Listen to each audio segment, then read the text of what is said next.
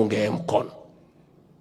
Tukiketi pale tukipanga maneno yetu katika ile hesabu ya Kenya, ako hapo. Kwa hivyo na nyinyi mshikilie yeye na mumuombe. Na mimi niseme gavana wetu na kupongeza kwa sababu ya ujasiri wako na uongozi bora. Unajua wewe ulichaguliwa kwa ile chama ya kuzimia na ni sawa. Hivyo ndivyo ilikuwa hapa Ukambani, and it's also you are right. Watu wapige kura vile wanataka. Lakini baada ya wewe kuchaguliwa, umeweka mambo ya watu ya Masaku mbele.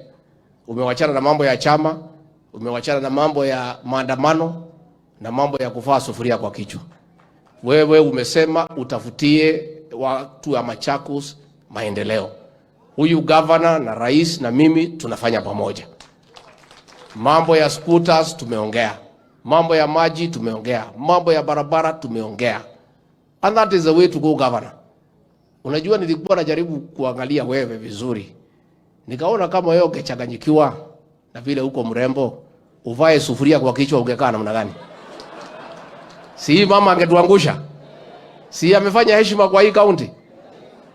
So Mheshimiwa wa Mavoko, nimefurahi umesema umewacha hiyo maneno ya maandamano. Hiyo maandamano iko hasara kubwa sana. Sasa wewe na ni mzee uko na heshima. Hii kulala kwa simiti. Sasa wachana na hiyo maneno. Unajua, we want to say that this community for once